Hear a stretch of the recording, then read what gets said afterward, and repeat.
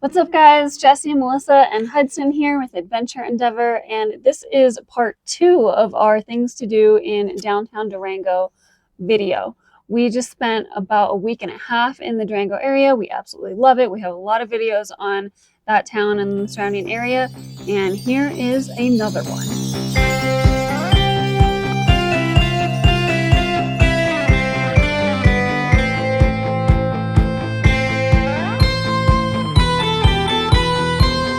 Right, so I would say great success. We didn't go for very long because Lincoln is a tiny little guy.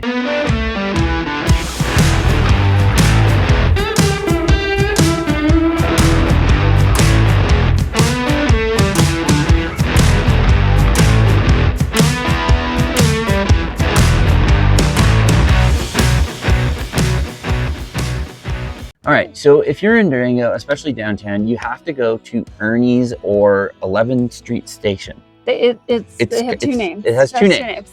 Basically, it's this really cool place. It looks like to me like it used to be like some sort of car shop or like a gas station or something like that. And inside the main building, they have cocktails. They have a full bar. They have a full coffee bar, and they do live music in there as well. But what's cool is all surrounding the area, they got tables scattered throughout. And then they have what, 1, 2, 3, 4, 5, 6 or 7 different food trucks that you can go up and order off of any one and then grab your table. They have servers coming around if you want a cocktail, stuff like that. I don't know if you can get coffee via a server. I think you have to go up for a coffee. Yeah, they have a counter, like basically kind of like one of the food trucks, but an actual counter. And it was an old Texaco station, I believe. Yes, there you go. So it's just really a great atmosphere. They have string lights everywhere. If you go into the back, it's kind of set up like, it looks like a greenhouse that you're in almost. And the atmosphere is just awesome. This last time we were there, we got a poke bowl from, what was it called? Mountain Bowls. It's really good. There's a lot of different vendors. You got something, we went twice, didn't we? We went twice. I got like a dipped ice cream. So the one vendor that really had like some dessert options, they had like all different types of like ice cream cones that you could have dipped and then sprinkled with different types of toppings. So it's a really, really cool atmosphere, something for everybody. They have like a chicken place, like an acai bowl and smoothie shop. Pizza place, and yeah, I mean, Mexican food. And it's all in an open air atmosphere. So it's really, really nice for the summertime. The next place that we want to tell you guys about that you absolutely have to go, it is a little bit of a drive north, maybe about 20 minutes or so north of downtown, is James Ranch. And this is a family run ranch and restaurant. And they also have like a little market where you can buy like meats and fruits and all sorts of things. They have excellent burgers there and an amazing atmosphere, really, really peaceful way up in the Animas River Valley. Yeah, and then on top of that, they have like this little path you can walk down, and they have different viewpoints of their ranch with displays saying what you're looking at. Pretty incredible. This is where the food comes from the restaurant. We got cows over there. They got water that is diverted right here, probably from the Animas River. Cows. Yeah, cows, dude. What? And they got pasture-raised chickens all right here in the beautiful valley of Durango.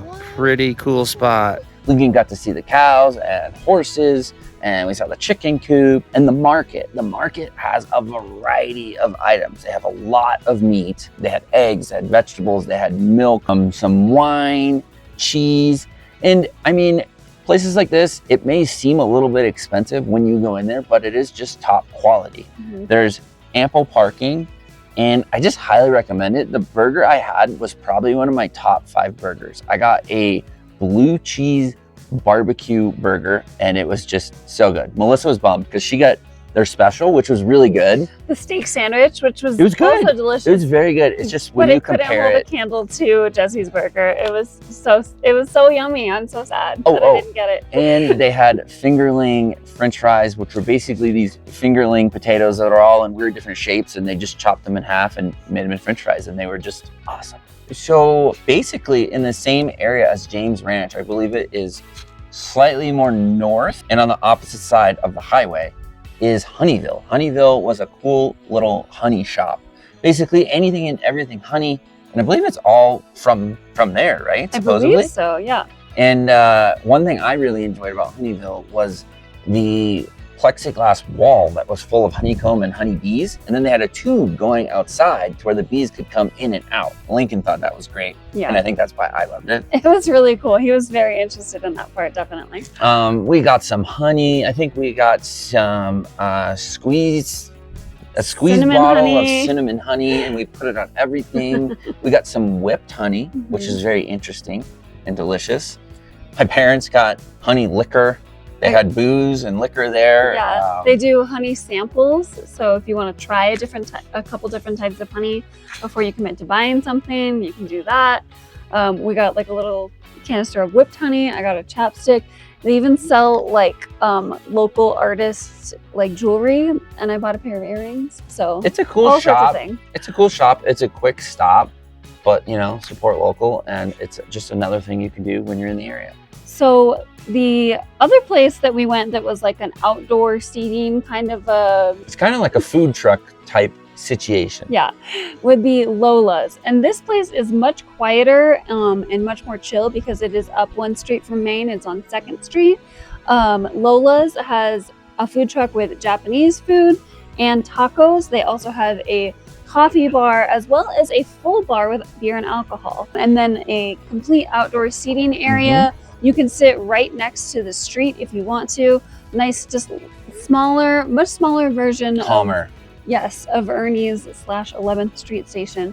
And that was a really nice stop in. The food was great. The food was really good. And to me, it just kind of seemed like the place was built out of a house. They took a house, they made the inside the coffee and the alcohol, and there was a few little bit of seating in there. And then they added seating, which would have been maybe like the driveway into the backyard. And they had a big covered patio, and honestly, really cool, a little bit more chill than Ernie's, like Melissa said, but overall, very, very fun. Durango has a lot of really cool spots. Okay, and the last place that we want to tell you guys about is more for outdoor recreation, and that is Lake NIghthorse. We went up on a Tuesday afternoon, and fairly busy. It was fairly busy, surprisingly so for that time of day. We paid $10 for parking. And then we paid $5 each to go out on the big inflatable jungle gym. Yeah, well, 5 for me, 5 for Lincoln. Melissa stayed on shore with Hudson. And when you pay the $5, they give you they call it a city provided life jacket. They want you to use their life jackets. You know, me and Lincoln threw life jackets on. At first, he was not super stoked. The water was a little cold. And so basically, I swam out there with him. We both had life jackets on, so we kind of floated. We made it out there and we kind of walked around a little bit. It is designed for you to like fall into the water. So it's very slippery. Imagine a very slippery obstacle course. I think if we had 2 adults with Lincoln, he would have had a great time because a lot of the things I couldn't do it by myself and like bring him with me. So we just kind of swam around a little bit. Eventually we swam back, and you know, he said he wanted to go back, and then of course, halfway back to the beach, then he wanted to go back out to the obstacle course again. So the obstacle course itself, I think, is probably a little bit better suited for kids that are a little older, maybe like 4 or 5 at a minimum. Yeah. Lincoln was just not super into it. But there is a really nice beach area. There's a whole, like right in front of that is a man-made beach area. So a great way to play in the sand for the little ones. They do have a boat launch as well at the lake that you can take your boats out on. So a really great option just for like sunbathing and dipping in like that safe little beach area. Yeah. Also, if you just want to go and swim, it'll just be the $10 and you can just go swim at the beach. They do have lifeguards and they have restrooms and they have a very, very large parking lot. And also, if you do have a speedboat, powerboat, whatever, you can take that out on the lake as well. I don't know what that fee is, but because we didn't have one. But overall, NIghthorse is really cool, and it's literally, what, 10, 15 minutes from downtown Durango? 15, yeah. All right, guys, we really hope you enjoyed this video on Durango and different things you can do in the summertime. Always remember that we have multiple videos on Durango. We have the Silverton to Durango train ride. Bless you. Bar D chuck wagon, and the Durango hot springs and mountain biking at Purgatory. So we'll try to link those below and make sure you check them out.